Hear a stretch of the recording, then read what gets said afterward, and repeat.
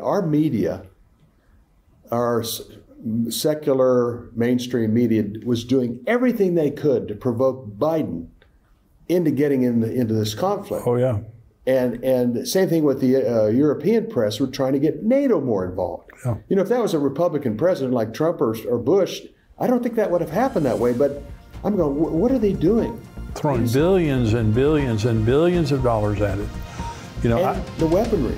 It's amazing. Welcome to the Tipping Point Show. I'm Jimmy Evans. I'm so thankful that you've joined me today. I have Bill Koenig joining me today, and we're going to be talking about Israel, all things Israel. There are so many things happening, and I want you to stay tuned for this. Let me remind you that on September the 16th, we have our prophecy conference coming up. It's going to be all day long. We have Rabbi Jonathan Kahn. We have Pastor Ed Young. We have Dr. Tony Evans, myself, Dr. Mark Hitchcock. It's going to be a great day. We want you to be there. Go to endtimes.com and just look there under our conferences and you'll see all the details, and we have reserved seating. So go on there. If you're a paid subscriber to endtimes.com, you get a 50% discount. If you're bringing a group of 10 or more from a church or something, you get a 40% discount. So be sure and go on there. We would love to have you come, but we have our seats are filling up. You can see actually on our map there, you can see exactly the seats are full. And those that are filling up, I want you to get a good seat, so be sure and sign up as quickly as you can. I'm very excited today to have Bill Koenig joining me. I've mentioned his book, Eye to Eye, here many times on the show. We're going to be talking about it today on the program here. Bill is a journalist and served as a White House correspondent. He has a news service called Koenig World Watch Daily. His website has constantly updated stories from a large variety of news sources and can be found at watch.org. I read it daily for world news from a biblical and end times perspective. And Bill, it's great to have you with me today. Thank you, Jimmy. Great to be with you. Well, you have such a passion for Israel. You work on the Israel prayer breakfast, right? Absolutely. And so those go on through the year at different places. Is that right? Yeah, Jerusalem prayer breakfast started in 2017, usually in June, 1st of June, thereabouts in Jerusalem. And then it's been in Houston, Brazil, St. Louis, Dallas last year. So yeah, it moves around the world. And what's interesting about the Jerusalem prayer breakfast, it always seems to happen at an important time in the country where it's hosted. I appreciate your passion concerning Israel and Jerusalem, the prayer breakfast. If someone wants to get more information about that, where could they do that? They can go to Google and put in Google a Jerusalem prayer breakfast Jerusalem. That's the main website, and all that information will be clicked on right there at Google. Well, there's a lot going on right now concerning Israel, and I've had a lot of people asking me, and I was waiting to get you on the show so you give the right answer. You were actually supposed to be in Israel right now. Right. You're there regularly. There are so many things, and we were mentioning before the show, it's just like a pressure cooker right now. Of just from all angles, there's just so much pressure building on Israel. What do you think when you look at Jerusalem, when you look at Israel right now? Where do you think we are prophetically? Just your personal opinion. You know, Jimmy, I've been at this for 26 years. I've seen it ebb and flow over the years, and right around 2000 was significant. Then with 2001, with the terror events of 9/11, the pressure that was being applied on Israel at the time, Bush, Ariel Sharon was involved, Crown Prince Abdullah, that was an intense time. And then there was a lot of pressure during Obama's 2 terms to make peace. John Kerry and Hillary Clinton were very involved in that, and then there was tension in the area at that time. But the big problem all along, Iran. That's been we watch Iran, Jimmy. You know, we obviously watch Iran, we watch Turkey, we watch Russia. But I think that Iran is talking with much bravado right now. They're developing a nuclear program. Yeah. They are burying it deeper and deeper in the sands of Iran. And I think it's, they're deploying missiles in Yemen, Iraq, Lebanon, and Syria. That's more serious than the rockets. I mean, there are 150,000 rockets right now pointed at Israel, but 15,000 missiles in Lebanon and Syria, that's a concern. So that's, I watch Iran closely.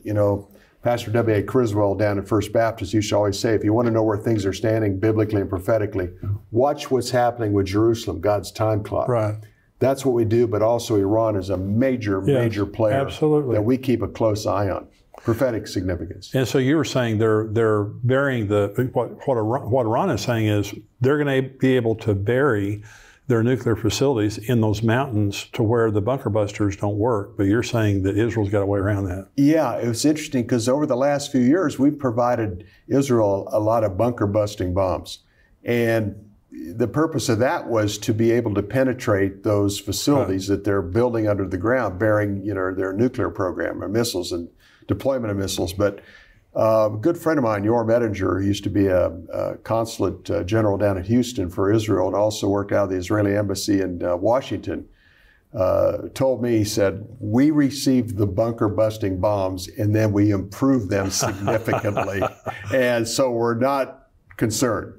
So I think Israel probably knows exactly the depth of those with their intel, and they'll be prepared for that. But Iran thinks they're going to be able to bury underneath, and the bunker busters won't be able to hit them. But they'll get there. Well, it's like the Stuxnet virus. Right. They're in all those facilities. They've got moles. Israel has moles in all those facilities. You know that. Yes. Now, so what do you think, Bill? Because it seems to me like, when Benny Gantz was the defense minister there in Israel, like 2 years ago, he said they'll have nuclear weapons in 3 weeks, And I mentioned it here on the show, and I think everybody got up in a tizzy. I think I got them up in a tizzy because, this is the defense minister.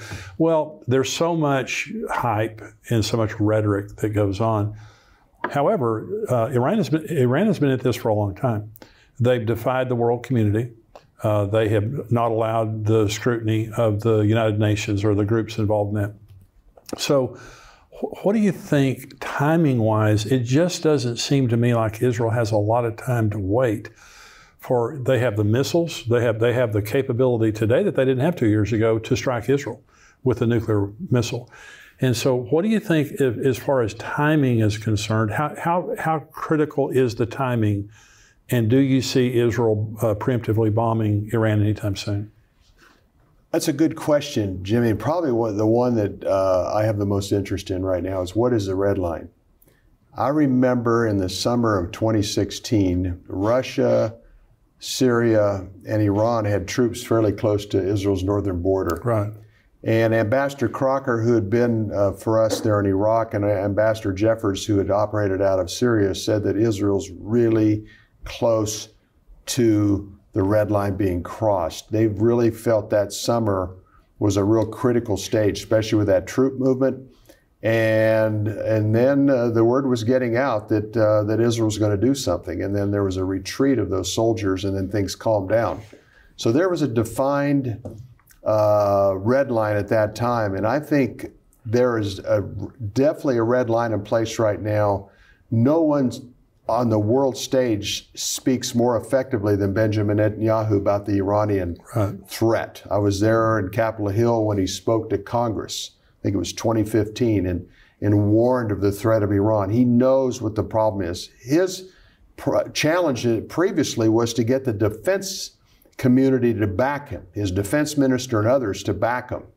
And with that said, I do know that probably the reason Netanyahu's back in office is 75 to 80% of the Israelis want him to be the prime minister in the time of a conflict with Iran. Right.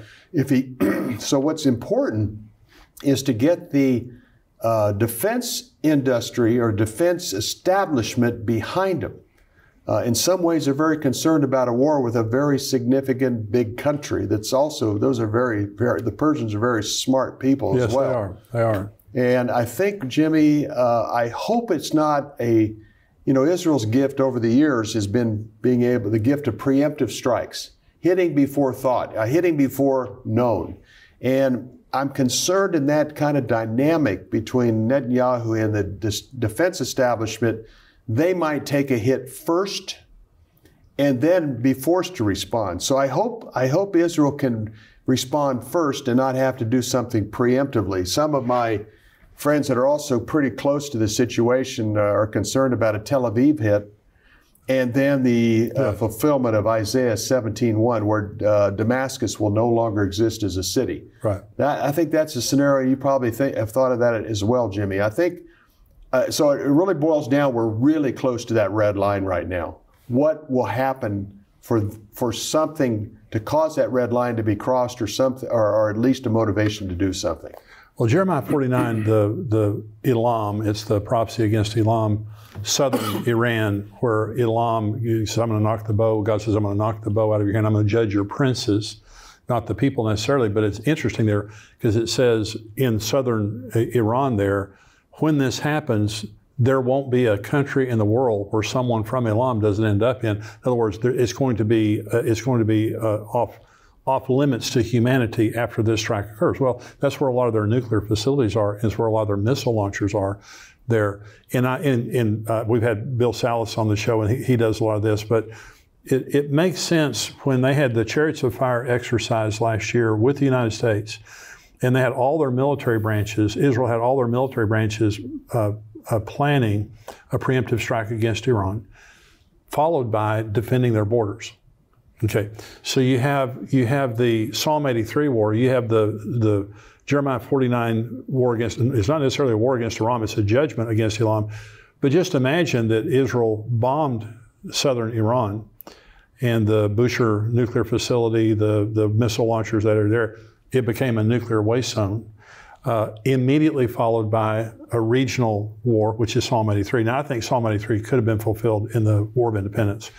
But Psalm 83 is all the regional actors, including Jordan, including Egypt, and all these. Once the strike happens, they attack, followed by Isaiah 17:1, the Damascus, and Gog and Magog. So it could happen in about a week. Absolutely, Jimmy. And Bill Salas and I have been on Jeremiah 49, 35 through 39 for quite a while. Bill's done the most comprehensive teaching on that. And that's a prophecy that kind of slipped through. And over the last couple of years, Salas, myself, and a few others have really focused on, you as well, on that. It's very significant. And I think what's also significant when you look at that scripture is it looks like many people are going to come to know the Lord during that time of attack. This is another opportunity of the favor of God with the Persians for many of them to come to Jesus. So I think it has a very significant event. And like Bill says, it's in the southern part of Iraq, which you mentioned, Jimmy. And I think that that's where Iran will be smacked. I don't think the United States will be part of it, even though the United States and Iran are doing some things right now, military maneuvers, and basically telling Iran, back off. It'll probably be Israel. And then, obviously, the Gog-Magog will be Iran once again. Well, Bill said that the believers of Iran are so excited about that happening because they can't wait to go to another part of the world and tell somebody about Jesus. Oh, absolutely. You know, they're passionate. Yeah. Revival's happening in Iran, which is amazing. It is. One of my friends over in Egypt who had the largest church in the Middle East, I said, so then they go all over the Middle East. They have sporting events where they evangelize Muslims. And I said, so wait a minute, so you have these sporting events, you talk about Jesus? He said, oh yeah, very openly. And I said, they don't get mad? He said, not if you have a sporting event. He said, these men come and anything, they'll motorcycle jump in and all this kind of stuff. Oh, that's awesome. And they talk about Jesus. And I said, well, where's the easiest place to get people saved? He said, Iran. Because it's the Islamic Republic of Iran, and it's horrible, and the people hate it, and they're so disillusioned with Islam because of the government there. And so they're looking for something else. And Jesus is appearing to people in the Middle East. That's right. According to Tom Doyle, Tom's a Dallas guy, a Dallas Seminary guy, and Tom and his wife Joanne have done tremendous work throughout the Middle East. Tom's written a couple books with Thomas Nelson of exactly that, Jimmy, where Jesus is appearing to people in dreams and even some cases physically. Yes. And that's, you know, it's a difficult place to share the gospel. And so Christ is going directly to them. Can't keep Jesus out. No, you can't, even there. Well, let's talk about Ukraine for just a minute. Now, the prophecy, the Ezekiel 37 and 38 prophecy against Gog, that's a man. Okay, and then Magog, the land of Gog. And then you have Meshech, Tubal, Persia, Iran, you have Togarmah, you know, all these places that are in Turkey today. So all these nations are in place. They're all aligned, you know, philosophically and politically with Russia. Russia's the strong man. So a lot of people, and I have a lot of questions about the Ukraine and Vladimir Putin. Now, this is just totally my opinion, but I believe if the Ezekiel 37 and 38 prophecy is one that is current, that's going to happen in the next few years, Vladimir Putin's God. I mean, he is. And now, if it's later, somebody else is going to have to take his place. But he's you know, I think from a friend of mine, I was interviewing a friend of mine, I'm not going to say his name, in Russia a few weeks ago. They like Putin over there pretty much because they see him as a restraining force of the moral degradation of the West. Right. That's a funny thing to say. No, it's true. But it's true. Because he doesn't allow a lot of the nonsense that we allow. No. But at the same time, he is expansionary, he's tyrannical, he wants to reestablish the former Soviet Union. So what do you see as an end game for Ukraine? I noticed this morning that the drones were attacking Moscow. These attack drones were attacking Moscow. So what do you see? Do you see an end game here for Putin? Do you see an end game for that war? Yes, that is so interesting because Israel's had a good relationship with Russia, but the war in the Ukraine has actually created tension in that relationship. Mm-hmm. You know, one of the top intel guys, Mordecai Kadar in Tel Aviv, said Netanyahu could pick up a phone and be in Putin's office within 24 hours almost any time, and if he couldn't meet there, he would talk. Right. They had such a good relationship. And then there was some tension during Bennett and Lapid's time in office as top leaders of Israel. And so that was a tense moment. And then when Israel voted with the Ukraine, that's right, at the UN, that created a lot of tension between Russia and Israel that had not been there. At that time, Israel had the right to go in and deal with go in and out of Syria and take out Iran nuclear missile shipments and military shipments. So I remember the foreign minister said, Russian foreign minister says Israel doesn't have the right to declare sovereignty over the Golan Heights. Yeah, there you go. Which Trump was very adamant about that Israel has that. So they all of a sudden this tension started developing over, and Zelensky was asking Israel, we need your help. We need more sophisticated equipment. We need your intel. And we also need your defense system to be able to counter the Iranian drones that the Russians are now using. Right. And that created additional pressure on Israel. But what happened, it's just amazing how all this is being weaved together. Iran and Russia are closer now than they have probably ever been militarily. Yeah. I remember when I was in Jerusalem in November, talked to a pastor from the Caucasian Mountains, and he said Russia and Iran are having a lot of behind-the-scenes negotiations on how to cooperate more militarily, having to do with the Ukraine, and at the same time, Iran would be buying Russian military equipment. So through this Ukraine situation, Russia and Turkey are closer. Yeah. Russia and Iran are closer. But especially the Iran-Russia relationship is being merged and formed in a way that it hasn't been in the past. And that's obviously, Jimmy, a beginning of an alignment, even further alignment of the Gog-Magog force. Yeah, and you know, the natural gas, when you look at Ezekiel 37, and it says you come for booty and plunder. When they attack, it says there's two reasons that is listed there is why the Gog and Magog coalition invades Israel. One is booty and plunder, and the other is to come against a land that was uninhabited and is now inhabited. In other words, the Russians want the natural gas, 31 trillion cubic feet of natural gas in the Mediterranean, off the Mediterranean coast. But the Muslims want the land, and they want Jerusalem back. That's right. And so you have two separate agendas. You have these, and so it is an Islamic coalition except for Russia. Right. And so Russia has their own interest in that. They also want, obviously, a seaport on the Mediterranean and all the riches that come with that there. So one of the things that I look at, Bill, is Putin has been horribly embarrassed. And so everyone would have said, I remember when Mitt Romney was running for president, and he was talking about Russia being a major threat. But they are a regional power. They're not the economy of Russia is smaller than the economy of Texas. So they don't have a huge economy. The main thing they have is the Soviet era nuclear weapons. Absolutely. And that's their, that's their go-to. They, threaten to nuke anybody who looks at them. But Putin has been embarrassed by the conventional war that's being waged in the Ukraine. And Russia's been damaged. They've lost, I don't know how many soldiers, they've lost a bunch. And so at the same time that he's been embarrassed here and they've suffered military setbacks, he's also suffered economic setbacks because the Europeans shut off the gas pipe from Russia, and the Nord Stream pipeline was destroyed and all that.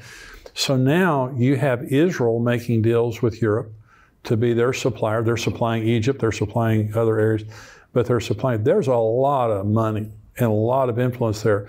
The Gog and Magog war is heating up. It's going to happen someday.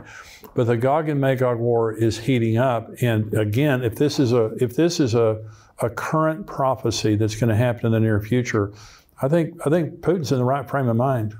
Absolutely. I think when you have Russian leaders talk about their nukes, Medvedev, former president of Russia, Lavrov alluding to it, Putin alluding to it. Right.